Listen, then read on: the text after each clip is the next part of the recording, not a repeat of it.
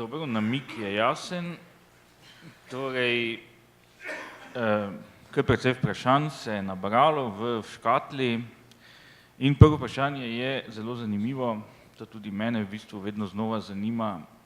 Torej, Slovenci, Hrvati in Srbi smo živeli v isti državi, v istem sistemu. Pa imamo nekateri očitno tudi spraševalec občutek, da so nekako vsaj Hrvatje, mogoče tudi Srbi, bolje izplavali iz tega komunistične psevdoresničnosti, kot bi ti verjetno rekel, kot mi. Zakaj? Super vprašanje. Ampak jaz moram kar na začetku povedati, da imam vedno, nimam te sposobnosti oziroma tega daru, da bi hitro na stvari odgovoril. Jaz vedno rajši premislim, pa potem napišem, ampak zdaj sem pač postavljen v tako situacijo, da tega privilegija pač nimam, zato bom mogel zdaj nekaj probati hitro povedati, kolikor toliko pametnega. Ampak dobro, mislim, da je ta komunistična,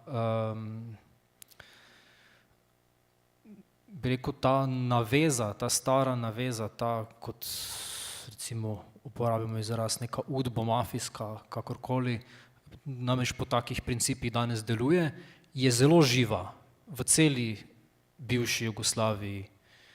Recimo, zakaj mi ne moremo dostopati do kopij uničenih dokumentov v beograjske arhive, namreč v Beogradu zvezna udba je funkcionirala na ta način, da se je vedno delalo v dvojnikih in material se je takoj pošiljal v Beograd. In recimo teh stvari, ki so v Sloveniji bile uničene, do teh dokumentov vi ne morete dostopati, oziroma nihče ne more dostopati do teh dokumentov, ker to je zelo varovano in tukaj bi rekel, te nekdanji udbovci držijo absolutno roko nad tem. In sem prepričan, da te stare strukture, ki so preživele leto 90-91, ker pač ni bilo lustracije, te stare strukture zelo dobro sodelujejo na ravni cele Jugoslavije in sodelujejo na vseh področjih, gospodarstvo, politika, mediji in tako naprej. Recimo, zakaj je danes Jutranji list napisal, da je sicer bil izvoljen Pahor, ki pa se niti približno ne more pohvaliti, da bi bil tako priljubljen, kot sta bila priljubljena Kučan pa Drnovšek. To pomeni, a veste, ti komunisti si skozi, bi rekel, si veliko bolj pomagajo kot takrat, ko so kakšne desne demokratične sile na oblasti, ne sodelujejo tako dobro. Je pa gotovo hrvaška zgodba, bi rekel, nekoliko bolj pozitivna kot slovenska.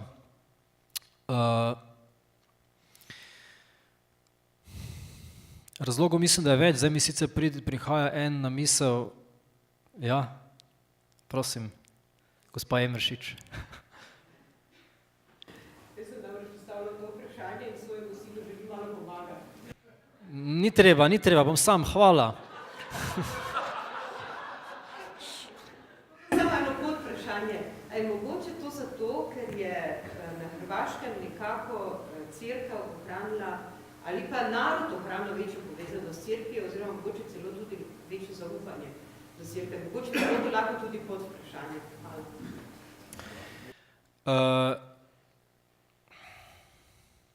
Jaz sem sicer hotel malo bolj grd biti do cerkvenih dostojanstvenikov, ti si to zelo lepo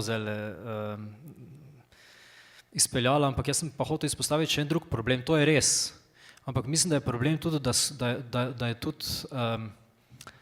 da je tudi cerkveni vrh v Sloveniji mogoče ni tako modro ravnal v teh prelomnih časih ob koncu 80-ih in na začetku 90-ih let.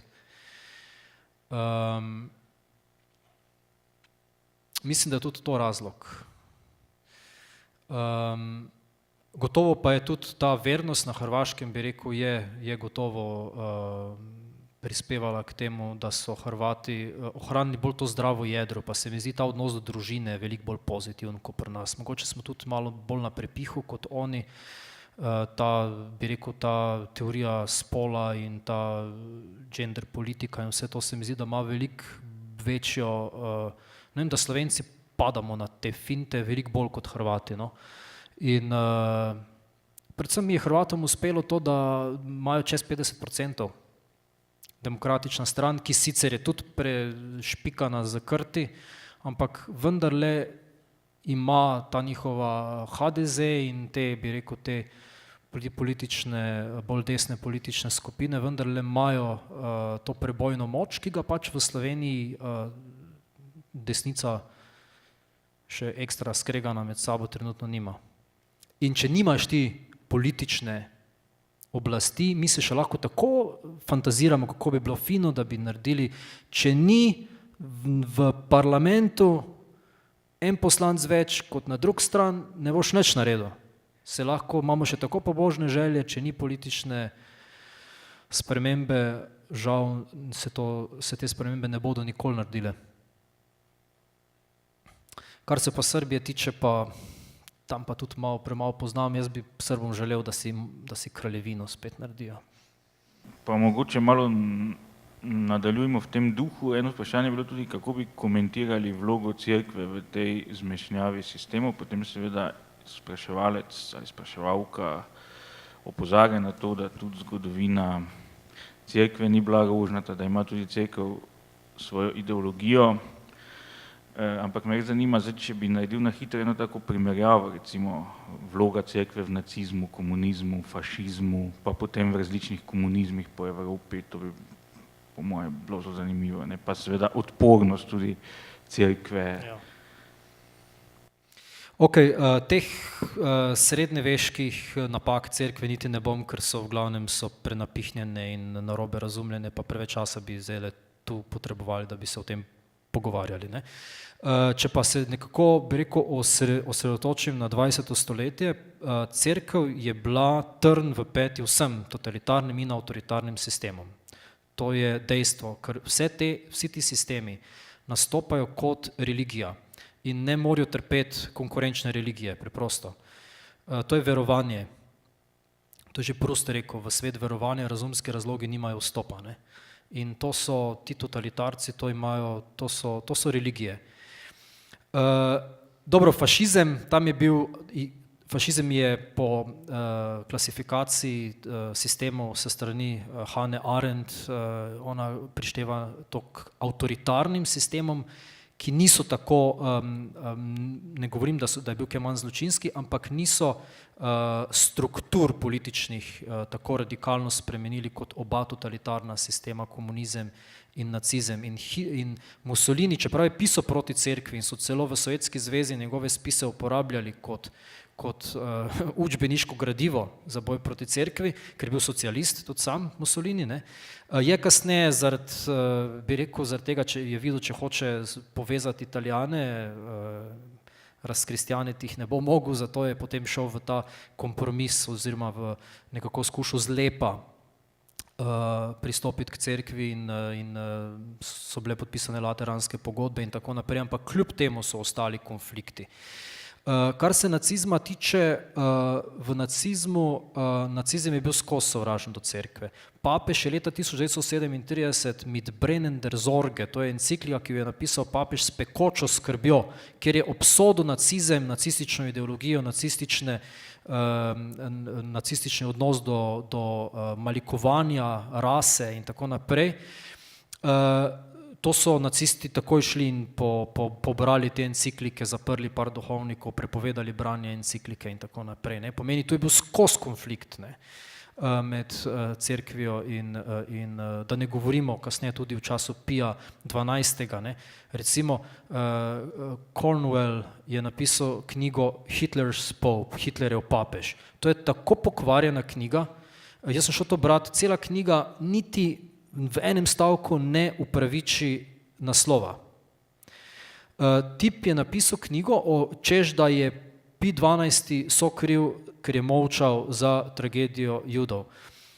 Kasneje je Bled, mislim, da je jezuit, tudi napisal odgovor na to knjigo, kjer je čist lepo pokazal, kako so recimo na Nizozemskem se je papež zavzel za katoliške Jude in kaj je naredil Hitler, takoj so pospravili katoliške Jude, protestante so pa pustili. Judovske protestante so pa pustili. In takrat so judovske organizacije prosile papeža za Božjo voljo, ne protestirajte, ker je samo še slabš. Pomeni, moraš ti poznati zgodovino, če hočeš govoriti, če ne, bož, da si tiho. In ta recimo Pij XII je rešil ogromno Judov, sploh rimskih Judov, ki so se zatekli v Vatikan in tako dalje in tako dalje. To je tako, kot da bi danes rekel, poglej, mati Terezija bi lahko še več ljudi rešila, je bila pokvarjena, je bila, A veste, mislim, to je tako nekdo samo za nekim blazno, perverzno možgani in lahko take izjave daje, kot recimo točeš, da je papež podpiral Hitlerja in take bedarije, to ni res. Dobro, da o komunizmu pa sploh ne govorimo, vendar je prav komunizem je pa tista, bi pa rekel, je pa tista ideologija, kjer pa jih je mogoče, so pa kakšni duhovniki, škofje in tako naprej in pa verniki, se smo vsi cerkev, tudi klecnili, ker so jih dobili na to, kar sem prej rekel, govori stvari, ki so dobre, že krščanske socialiste poglejte, kako so jih lepo, so jih zvabili noter, v svoj krog in jih potem izplunili, ko jih niso več rabili komunisti. Se pravi, na Slovenskem konkretno pa so številni duhovniki šli v bistvu na limanice v 80-ih letih, ko se je začelo, ko so komunisti videli, da se jim trese od tla pod nogami, potem so oni začeli za to spravo. Ampak to spravo so si oni, bi rekel, to moramo vedeti, meni so rekli, da sem proti spravi, ker sem govoril enkrat na Teharjah, sem pač eni par izjav dal, ampak nisem govoril proti spravi, jaz sem govoril proti razumevanju sprave, kot nam ga skuša vsiliti slovenska politična levica. Oni se predstavljajo spravo tako, pozabimo, kar je bilo, podajmo si roke, bodimo prijatelji, če pa jih spomniš in tu so tudi nekateri teologi mogoče malo šli na to finto, a veste, prijaznega Boga, dobrega Boga, ki odpušča, ki vse sprejme, Jezus je šel na križ, noben greh ni tako velik, da ga Jezus ne bi mogel odpustiti, to je res, ampak tu moramo biti previdni, Bog ni samo ljubezen, je tudi pravičnost. Ti moraš najprej mora biti greh priznan, da je lahko odpuščen. Ne moramo zdaj kar reči, ja, pozabimo, kar je bilo, vse si odpustimo, dajmo si roke, bodimo prijatelji in tako naprej. Se pravi, najprej se moramo pogovoriti o stvarih, kot so se zgodile. Se pravi, najprej pravičnost, resnica, ljubezen je pa nadgradnja tega. Seveda, tudi predpogoj, da tudi do tega pride, vendar imam občutek, da smo bili spet naivni, da smo spet šli še enkrat na let, da bi rekel, mnogi komunisti so pač vedeli, da nas, a veste, nihče tokrat ni citiral Svetega pisma kot kak Zdenko Roter, ki je zasliševal duhovnike, a veste, on je poznal Sveto pismo v nulo. In številni teoretiki, komunisti zelo dobro poznajo Sveto pismo in nas z svetopisanskimi citati nas provocirajo. Ja, pa Jezus je rekel, da če ti eno lice moraš še drugo nastaviti, in potem, če ne poznamo stvari, zmrznemo. Ali pa ja, če ti eno suknjo, pa mu še drugo suknjo daj in tako naprej. Veste, in nam delajo slabo vest za svetopisanskimi citati, v bistvu moralizirajo, in mi na to finto padamo, vedno znova.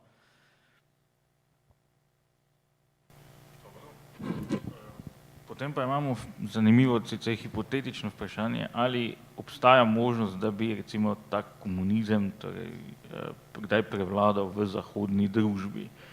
Potem pa bi jaz postavil še pod vprašanje, zdaj, zakaj zahodnjaki tako težko razumejo to srednje evropsko situacijo s tremi totalitarizmi, ker vedno, ko beremo ali pa poslušamo zahodnjake, oni dejansko razumejo nacizem, ki so ga doživeli. Pri komunizmu imajo pa ravno to predstavo, da je to pravzaprav neka alternativa kapitalizmu in da zato ni dobro kritizirati preveč komunizma. Ja, po mojem se je v bistvu tako že povedal tudi odgovor, ne, gre za to, da tega pa niso doživeli na svoji koži, ne, zato komunizem, dokler ga gledaš iz nekega naslanjača, se lahko ti greš kaviar socializma, ne, če imaš poln želodec, pa greš, dejansko ti kaviar socialisti živijo na polno bi rekel, od kapitalizma prisesani na vse vrednote kapitalističnega sistema, istočasno ga pa kritizirajo, ne, ampak če bi bili pa vrženi v situacijo, da bi pa doživeli to, kar je komunizem, se pravi, da bi jih postavil v nek govorim čist teoretično, če bi jih lahko v naredil en poskus, ne, če bi jih lahko postavil v eno situacijo ene srednje ali pa vzhodnoevropske države, potem pa verjetno bi to veselje nad komunizmom kar hitro splahnelo, po mojem.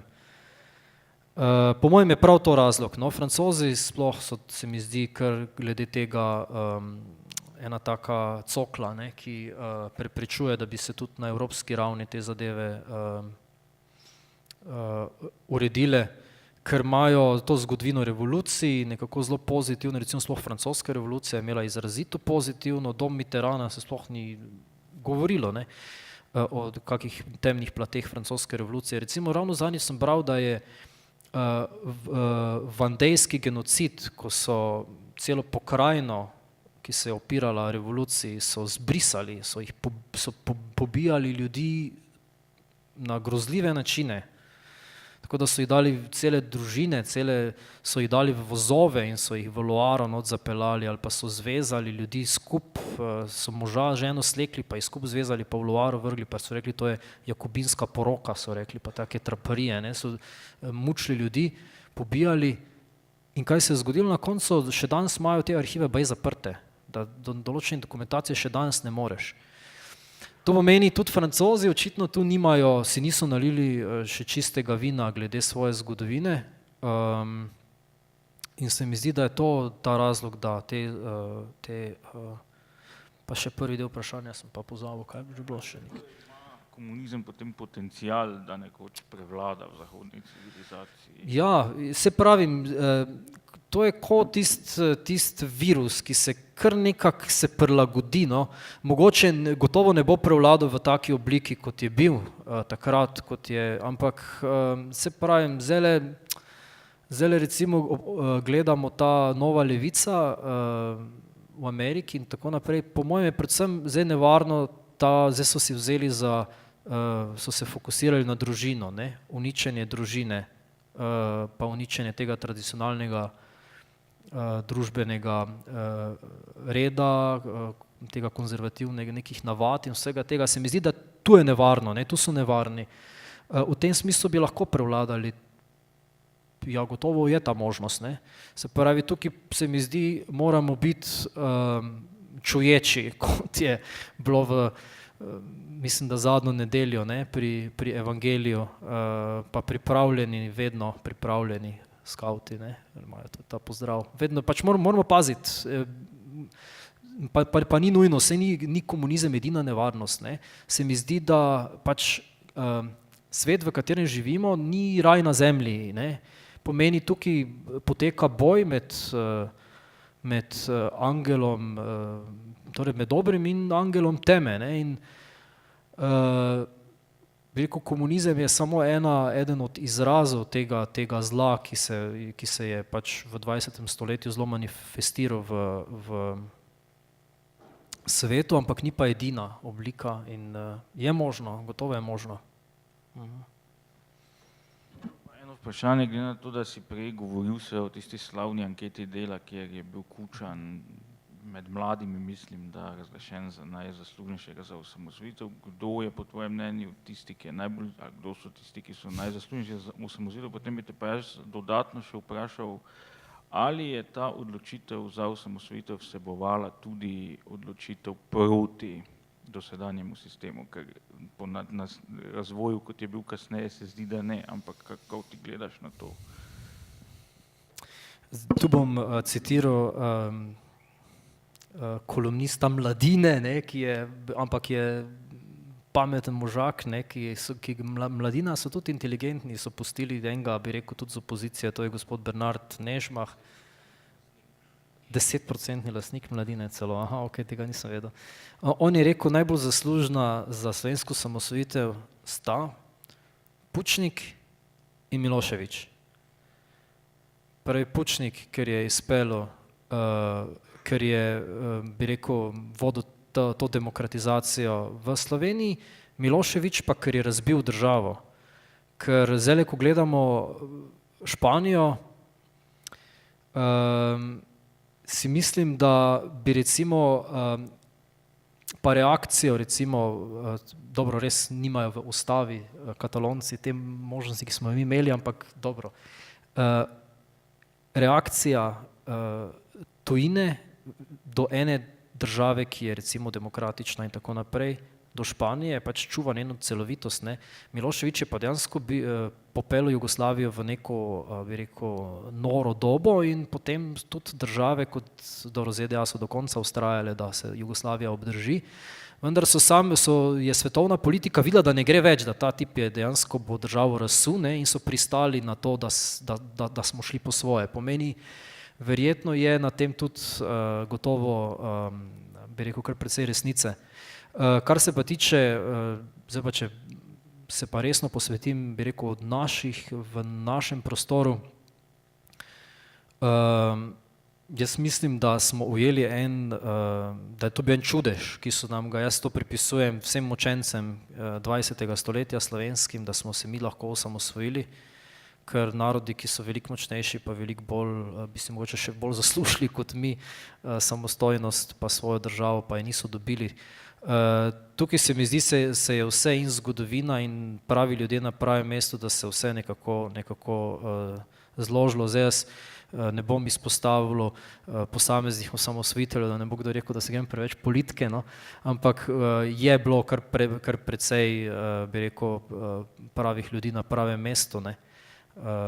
Gotovo, bi rekel, poleg Pučnika lahko izpostavimo tako predsednika vlade, obrambnega ministra, mislim, da so to ljudje, ki so takrat igrali ključno vlogo pri slovenskem osamosvajanju, manevrska struktura z Krkovičem na čelu in tako naprej. To so pač ljudje, sicer pa mimogrede malo pogledajte, proti komu se vodijo kakšni sodni procesi, to so najbolj zasluženi osamosvojitelji. To je malo za šalo, no, kak je pa tudi, ki še ni deležen procesa. Torej, namreč, veste, partija se maščuje, ne, partija se maščuje, še zlasti tistim, ki so bili kdaj v njenih vrstah. Potem pa še, ali je bila zaobsežena tudi odločitev proti sistemu nekdanje? Ja, jaz mislim,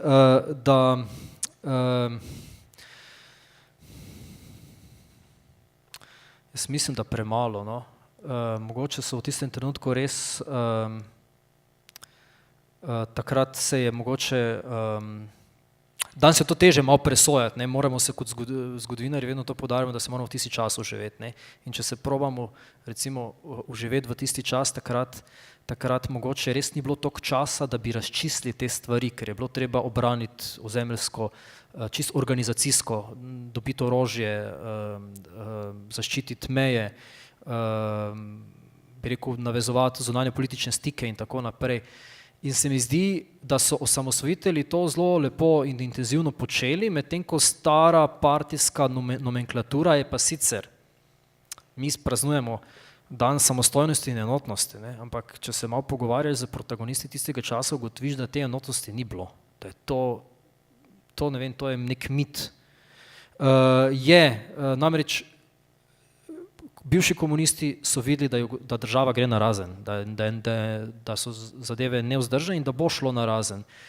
In takrat so, lahko rečemo, kot je se Spomenka enkrat izrazila, skočili na zadnji vlak, ne. So videli, da zadeva bo šla in takrat so pristali na to in šli v projekt osamosvajanja.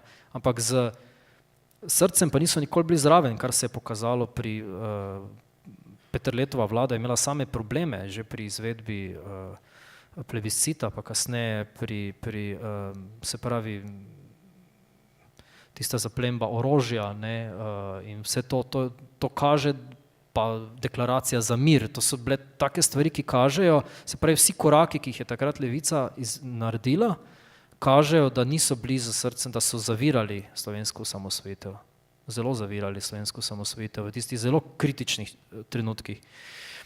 Ampak tega ni bilo takrat moč razčistiti, ker je pač tudi osamosvojitelji so mogli takrat gledati na to, da pač vsaj na videz probajo zadevo speljati, pa enotnost obdržati in tako naprej in so z nekimi kompromisi, včasih mogoče malo gnilimi kompromisi šli, da so to enotnost obdržali, so pač speljali potem to slovensko osamosvojitev, misleč se bo potem, bodo se stvari razčistile, uredile, ampak se niso,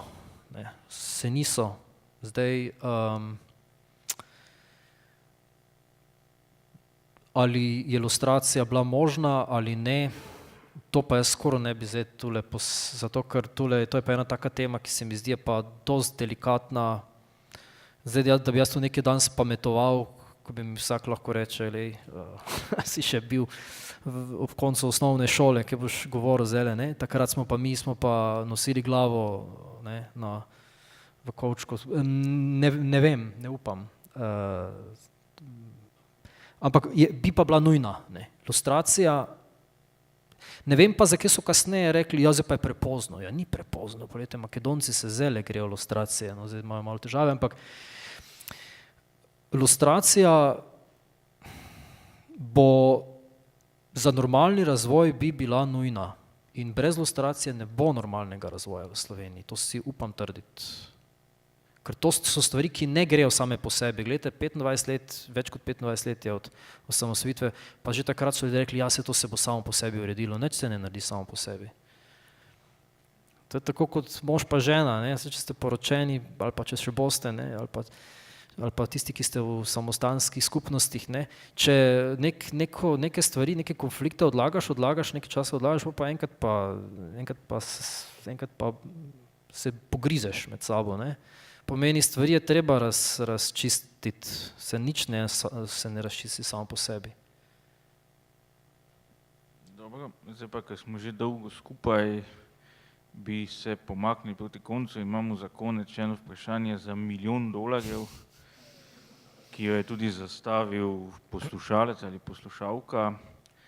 Namreč, kaj pa narediti, da bi mladim odprli oči za to psevdoresničnost. Mislim, da tu verjetno ta boj nekako izgubljamo, če lahko temu rečemo boj. No, to je res vprašanje za $1 milijon, ne vem odgovora. Namreč pri mladih je problem v tem, da mladega človeka bolj privlači preko retorika in to, kar propagira levica. To je dejstvo. Ker mladi imajo radi akcijo, boj, ne, se pravi uporništvo, to so vse termini, ki mladega človeka, hvala Bogu, ne, ga navdušijo, ne. In na to so v bistvu, bi rekel, komunisti igrali že sredi 20. stoletja in to imajo pač še danes, ne, to, se pravi, mlade dobiti je kar komplicirano. Torej, zdaj, ko je komunizem postal okostenel, ne, tam 70, 80, ne, ko je trčil na to, bi rekel, samoohranitveni nagon, ko so se partijci sami zbali, da bodo žrtve revolucionarnih čistk, so ustavili potem te čistke, ne, in se partija počasi postarala, ne, povsod v celi vzhodni Evropi, gledaš tiste stare partice, ne, tistega Honeckerja, s kom se že tam poljublja na tistem grafitu, z Brežnevim, ne, a veste, to so bili tisti sami stari fosili so ostali, ne, in taki so za mlade ljudi totalno nezanimivi, ne, in kaj so mladi naredili, ja, take suneš nekam, ne, in ne, ampak levica se je potem takoj videla in so takoj recimo Che Guevaro naredili za ikono, a veste, tip je bil Klauc, vojni zločinc, čisti norc, ne, pol pa Cvilo pa bil pripravljen vse svoje izdati za to, da bi rešil sebe, ne, skratka ena taka kreatura, ampak so ga naredili za mit in ga mladi ga imajo na majicah, ne, in tisti Che Guevara, tisti njegov grdi pogled, ne, a veste, to je nekaj modernega, ne. Jaz sem zadnjič ravno enemu dijaku sem mu rekel, da je imel na zvezku Che Guevara, pa sem rekel, da imam v letnem delovnem načrtu, ki mi je pač bil v šoli odobren, imam napisano, da totalitarni sistemi, totalitarni simboli in osebe iz totalitarne zgodovine ne smejo biti v šolskem prostoru, ker to je po direktivi, ki smo jo dobili od Evropske unije, ne, sem se zgovoril, ne, ampak je res, ne, so rekli, da mora biti to prostor, kjer se uči strpnosti in tako naprej, in to Che Guevara gotovo ni. In je razumel in je potem naslednjo uro, ni več imel tistega zvezka, ne. Sem rekel, če pa boš prišel, pa malo provociral, pa sprašujem, če pa bom na majice prišel, boš pa se rekel majico, boš pa ven šel z razreda, ne. A veste, tu moramo biti kar pozorni na take stvari, ne, moramo biti kar odločeni, teda če imate otroke, pa to pa začnem s kakimi temi simboli, kar nos samo ne v moji hiši, ne. Se pravi, tu je treba biti kar radikalen. Drugače pa, kako pa pritegniti mlade, da pa vidijo, bi rekel, te stvari, jaz mislim, da pred vojno, čeprav imamo toliko zapovedati čez to katoliško akcijo, ampak to takrat so znali, ne. Katoliška akcija je bila odgovor na izziv časa, ne, in takrat so, a veste pa, ko govorijo, da so bili militantni pa tako, to sploh ni res. Noben od teh mladih, ki so bili v katoliški akciji, noben ga niso ščuvali, da bi mogel ubiti koga ali pa karkoli, ne. To so bili pač mladi ljudje in mlad človek ima rad akcijo, ima rad, ne, in to katoliška akcija je recimo takrat zelo dobro odgovarjala na izziv časa. Danes mogoče te mladinske organizacije, ki se izogibajo političnim temam, ne, vse imaš cel kup nekih mladinskih organizacij, ampak se političnim temam mogoče malo ognejo, pa še včasih so precej nepazljive, tista Mical, kdo je imel, so imeli celo neko tako brošurico, če še imajo kurirček, ja, kurirček, prosim vas lepo, mislim, a se ne da enega boljšega spomniti, ne, da si še moramo to od revolucionarjev sposojati, ne. Skratka,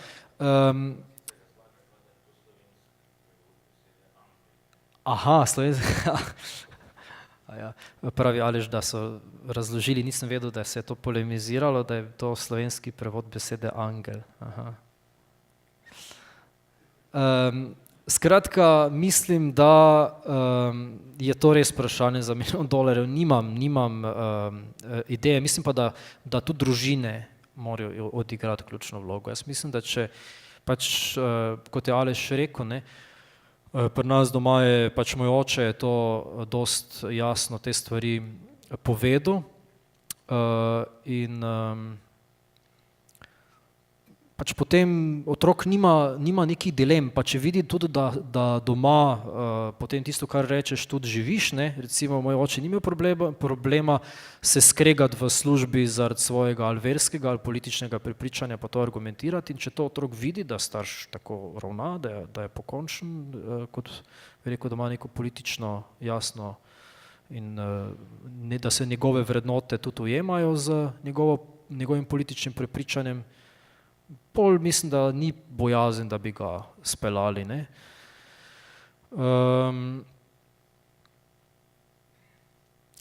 Pač moj oče je potem umrl in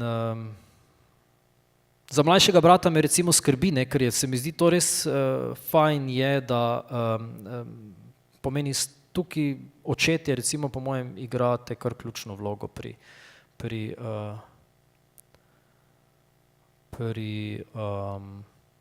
usmerjanju svojih otrok. Me pa že mama grdo gleda, zdaj pa sploh ne smem več nadaljevati tega svojega razmišljanja. Dobro, pa bi pri tem vprašanju za $1 milijon midva končala. Verjamem, da je še veliko vprašanj. Prepričan sem, da tvoji otroci ločijo te stvari, ampak kot rečeno za ostale pa je to res vprašanje za $1 milijon in bi s tem ta uradni del zaključila. Hvala lepa za predavanje pa za vsa ta pojasnila sedaj. Hvala lepa.